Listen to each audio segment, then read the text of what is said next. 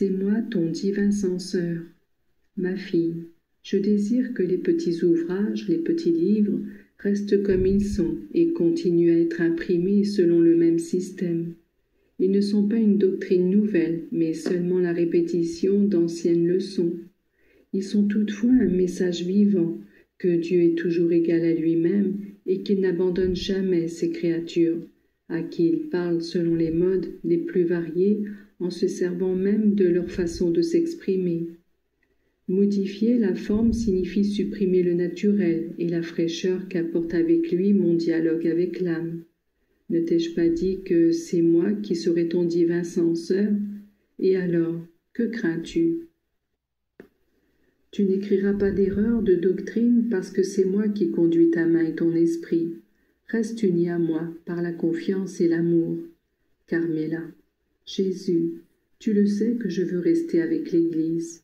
Jésus, et tu l'es, uni à elle par la grâce et la vérité.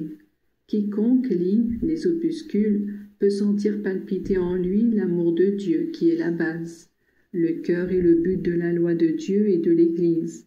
Ce sont des lettres affectueuses et des avis que je t'écris à toi, mais que je voudrais adresser à toutes les âmes. Certains croient que je m'abaisse parce que je te parle à toi, et avec des mots à toi.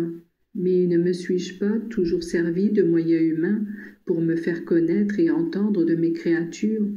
Et lorsque j'ai parlé à Moïse sur le mont Sinaï, ne me suis-je pas manifesté à lui en me servant d'un buisson ardent, parmi les éclairs et le tonnerre? Et comment Dieu a-t-il écrit sa loi sur des tables de pierre, lui qui n'a pas de main puisqu'il est pur esprit? Ma fille, celui qui veut scruter les procédés de Dieu se perd dans le mystère de sa grandeur et de ses œuvres. Quand les évangiles ont écrit les faits les plus marquants qui concernaient ma vie mortelle, ils n'ont pas inventé de nouveaux mots, mais chacun a écrit dans son jargon ce qu'il avait vu et entendu, ou ce qu'il avait entendu rapporté par d'autres. Ce n'était pas moi qui parlais en eux, mais c'était Dieu, qui, se servant de leur façon de s'exprimer, racontait et enseignait sa doctrine aux hommes. C'est encore ce qui se produit souvent et toujours. Donc, ne crains pas. Il est une chose que je veux te faire remarquer.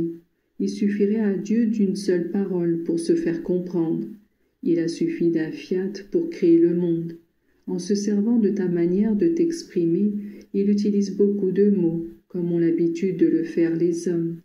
La vérité reste pourtant toujours la même, sans altération ni transformation, et c'est cela le plus important. La souffrance de la passion. Carmela, mon Jésus, toi qui dans le jardin de Gethsémani as voulu te soumettre à une passion anticipée, accueille le désir que j'ai d'être auprès de toi pour participer à tes douleurs et pour te consoler. Jésus, ma fille, tu as bien dit, ce fut une véritable passion anticipée, et parce que telle plus douloureuse que la passion elle-même. Quand tu prévois un mal, tu en ressens beaucoup d'amertume et beaucoup de peur, mais tu n'as pas la certitude qui se produira, ou du moins, tu n'en prévois pas les détails. Dans cette nuit terrible du jeudi au vendredi saint, moi je voyais tout le martyre auquel on me soumettrait dans quelques heures, et j'en pressentais toute la peine et toute l'atrocité. Je voyais les sbires qui me ligotaient et me crachaient au visage. Je voyais ceux qui me raillaient et me couvraient d'insultes ignominieuses. Je me voyais dépouillé de mes vêtements, puis rhabillé comme un fou, traîné le long des rues et conduit de Caïphe à Pilate et de Pilate à Hérode. J'entendais ce peuple que j'avais tant aimé et comblé de bienfaits crier son crucifige, et choisi à ma place Barabbas, voleur et assassin. Je sentais les épines couronner mon front, les fouets battre mes épaules et mon corps en m'arrachant des lambeaux de chair, et comme si tout cela n'avait pas calmé la soif inextinguible de mes bourreaux et du peuple, je les voyais placer la croix sur mes épaules. J'en ressentais déjà tout le poids.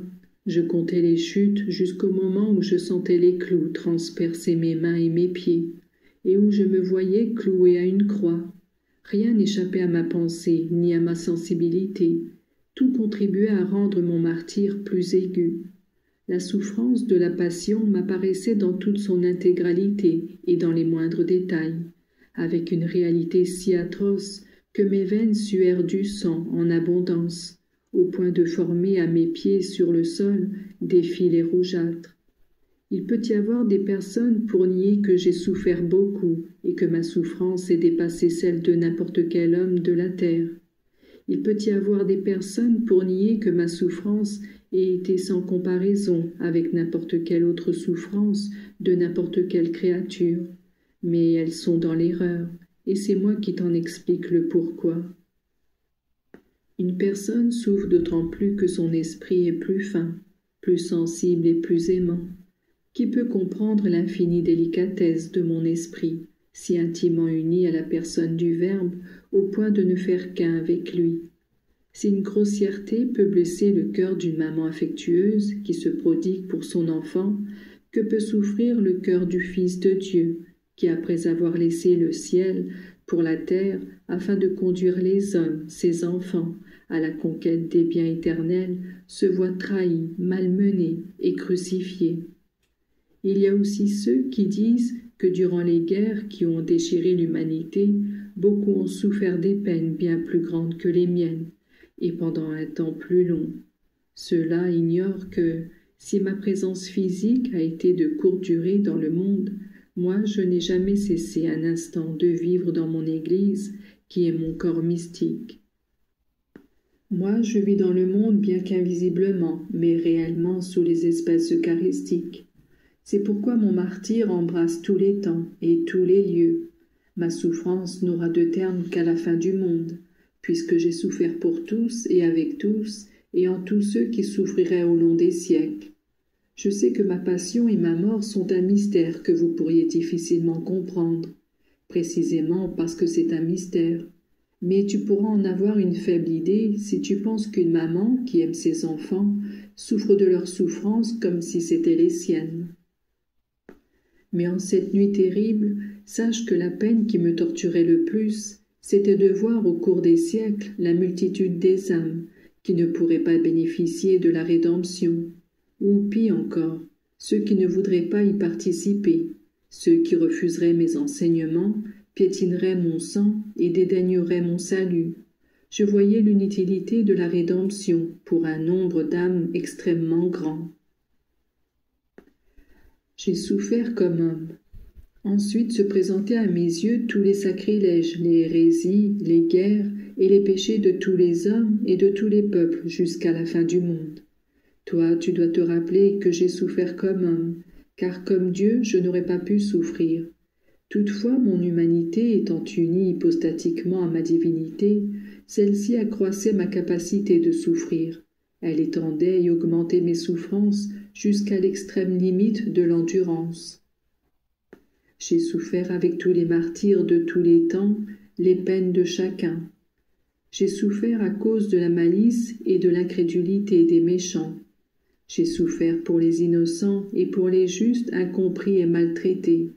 J'ai souffert de devoir faire souffrir ma sainte maman, que je devais rendre participante de mon œuvre rédemptrice, de sorte qu'on put, avec juste raison, l'appeler la reine des martyrs et la corédemptrice des hommes.